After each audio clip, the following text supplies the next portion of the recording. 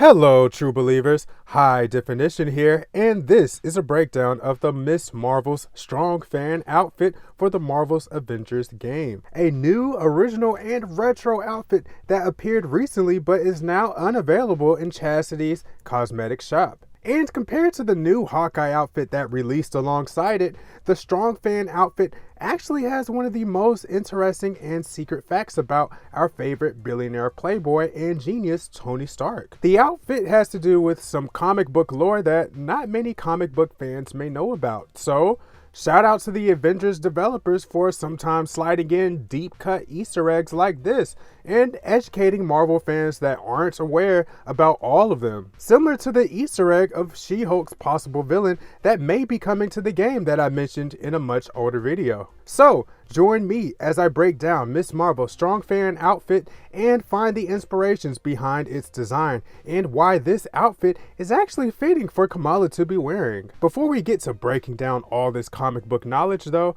a like would be super appreciated if you learned something new in this video. Feel free to share it to your friends and favorite Marvel content creators out there. I'm trying to spread the word that we're making some marvelous and well put together content here on the channel. Of course, subscribe to the channel as well to be notified about many more deep dive analysis videos of your favorite superhero related games. With that, Kamala's strong fan outfit is a pretty interesting Easter egg and comic book reference all in itself, showing a retro design of a mysterious face and the name Amanda Strong. Special shout out to my guy Comics Explained. He actually talks about this story in more detail, so definitely check out his video too, since I'll be keeping things brief here. Anyway, this person in particular made her first appearance in International Ironman issue number 5.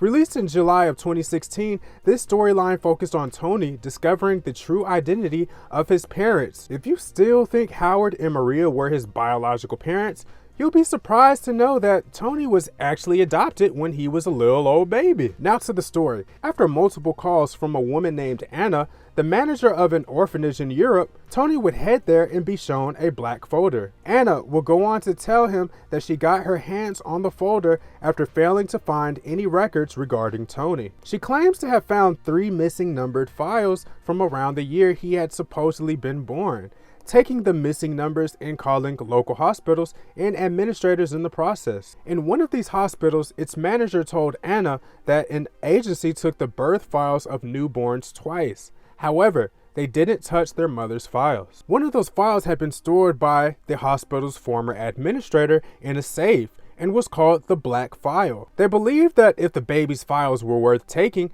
the mother's must be worth saving, eventually storing the information, thinking someone could be looking for it one day.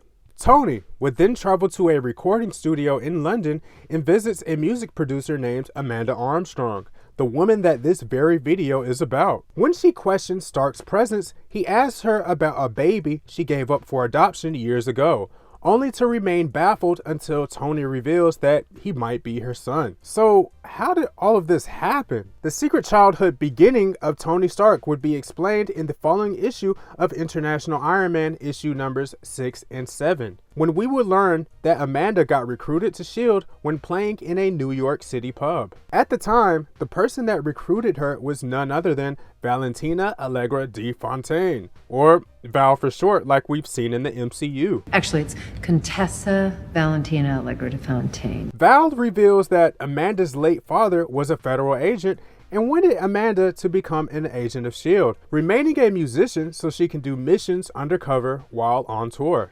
Fast forward 1 year later, and Amanda would become a pretty successful performer. One night after a concert, she would get flowers from an anonymous person with the message, "Your father would be proud." The woman would later introduce himself as Jude, and the rest was history from there. International Iron Man number 7 would then introduce us to Howard Stark and Maria talking about trying again to produce a child. 1 year after that conversation, Amanda Armstrong and Jude would find themselves attacked by enemies in Berlin about to blow up the door to their room. Jude shoots down their attackers, 2 Hydra agents disguised as bellmen. As they took cover from the pursuers, Amanda and Jude would then lock eyes like a romantic film couple. After dodging media leaks that would blow her cover as a secret S.H.I.E.L.D. agent, Amanda would continue her musical career afterwards. Jude would even watch one of her concerts, eventually inviting her to go out. 2 years later, Amanda and Jude would reunite during a recording session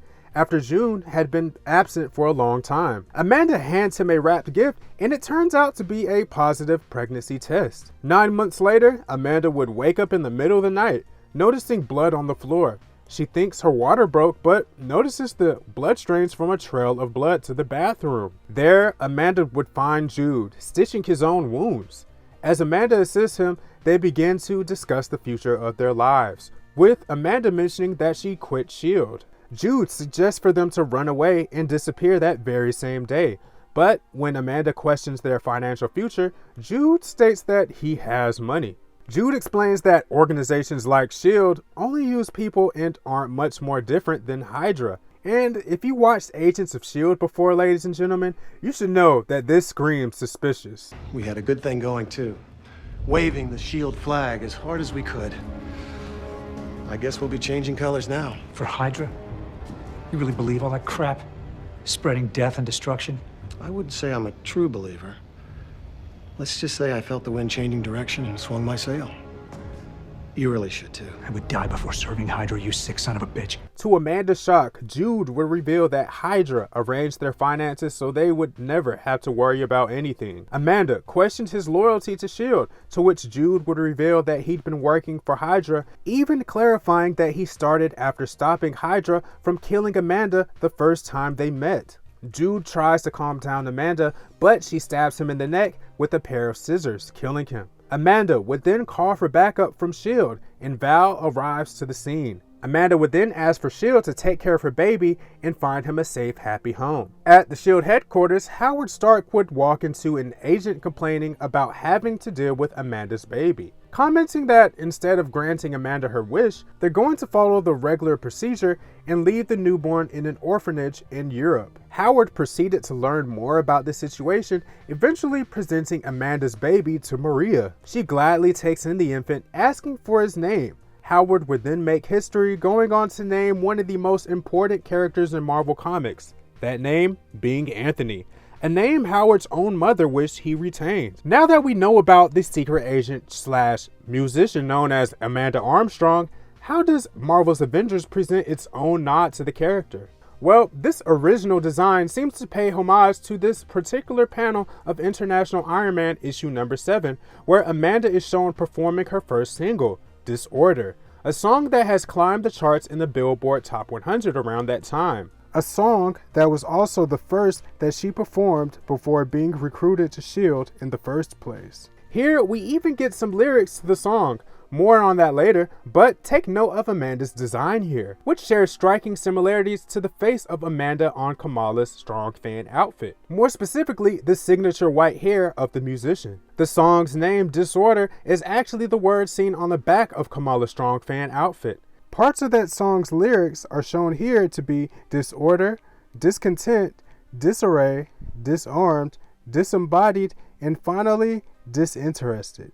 That final lyric, disinterested, can be also found right in the front of the strong fan outfit. Finally, the World Tour 88 on the back of the outfit likely gives us perspective on the time frame that Amanda's single became popular. Seeing that I couldn't lock down an actual date from the comics, the style of the song as well as Amanda's appearance in this panel gives me huge vibes that Amanda is pretty much the Kate Bush of the Marvel Universe.